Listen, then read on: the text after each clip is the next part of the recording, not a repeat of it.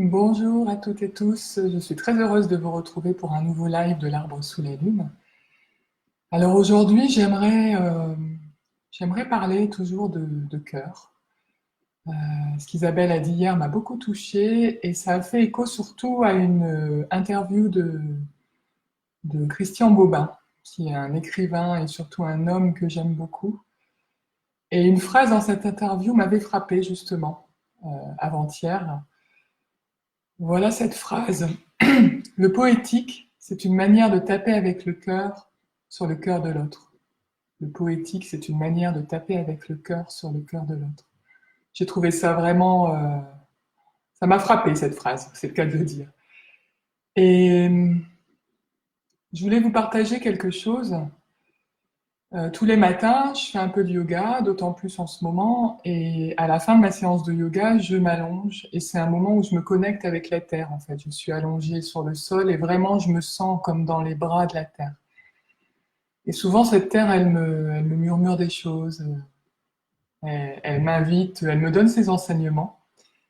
Et ce matin, j'étais comme ça, installée de tout mon long sur la terre, j'étais bien, je me sentais vraiment protégée, complètement portée par cette terre.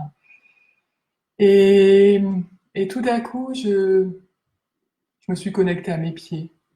J'ai ressenti de la gratitude, et puis à mes jambes, et puis à mon bassin, puis à chaque partie de mon corps, et vraiment, waouh, je me sentais heureuse d'être vivante, vraiment heureuse d'être vivante. Et en fait, je suis arrivée à mon cœur. Et mon cœur, il battait fort, puisque je venais de faire de l'exercice. Et je le sentais vraiment qui battait, boum, boum, boum, boum, boum, boum. Et je me suis dit, tiens, mais la manière de taper sur le cœur, avec son cœur sur le cœur de l'autre, mais notre cœur, il nous parle déjà à nous-mêmes. Et finalement, c'est peut-être pas pour rien qu'il y a ce battement qu'on entend. Euh, En fait, c'est comme si mon cœur, il me disait d'ouvrir encore plus la porte. Et en ce moment, c'est vraiment ce que je sens, c'est que mon cœur me dit d'ouvrir encore plus la porte et de laisser sortir ce qu'il y a à l'intérieur. Et je me suis dit, tiens, mais c'est vrai que le cœur, c'est la première porte d'accès à nous-mêmes parce qu'on l'entend, parce qu'il bat, et parce que ce battement, quelque part, il est émouvant et c'est comme quelqu'un qui toque à la porte et qui nous dit, hé, je suis là. Et ça me fait penser aux enfants avec qui de temps en temps je fais des ateliers. Et là, il n'y a pas longtemps, j'ai fait des ateliers avec des tout petits, des maternelles, et souvent pour les aider à se connecter à eux-mêmes, justement, je leur dis de poser la main sur le cœur. Alors la main sur le cœur, souvent avec les maternelles, c'est assez drôle parce que ça va du ventre à la gorge. Et quand ils découvrent leur cœur et surtout quand ils entendent les battements de leur cœur, il y a quelque chose de très émouvant. Tout à coup, il y a un silence. Alors, je peux vous dire qu'avec une classe de maternelle, c'est rarement le cas. Il y a un silence, il y a un recueillement. On sent qu'il y a presque un émerveillement chez eux, en fait, d'avoir découvert cette vie en eux qui palpite et ce cœur qui bat et qui leur parle. Et là, tout de suite, j'aimerais vous inviter à juste poser la main sur votre cœur. Et, et j'aime à penser que chacune, chacun, mais je sais qu'il y a beaucoup de femmes qui nous écoutent, qui est là en ce moment, à la main sur son cœur, entend les battements de son cœur. Et ces battements, ils sont tous singuliers, il n'y en a pas deux pareils. Et en même temps, on est tous ensemble là, la main sur notre cœur, avec cette conscience qu'il y a ce cœur qui bat en nous. Et c'est ça aussi, avoir les cœurs qui battent à l'unisson. Ils ne battent pas forcément au même rythme, ils ont chacun leur particularité. Et c'est ce qui fait notre beauté, c'est justement qu'il n'y a pas un cœur qui est pareil, et en même temps, on peut décider consciemment de connecter nos cœurs, en gardant chacune notre spécificité.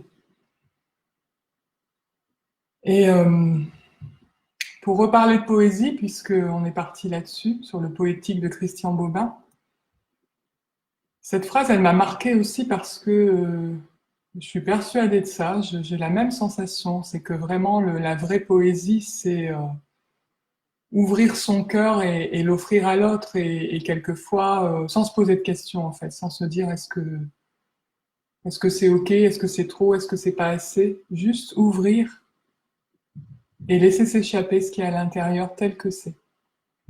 Et en ce moment, je vois des poésies personnelles qui fleurissent un peu partout, notamment sur Facebook. Je vois des personnes qui osent partager des petits textes qu'elles ont écrits, des petites images qu'elles ont mises en scène. Ça me fait vraiment plaisir.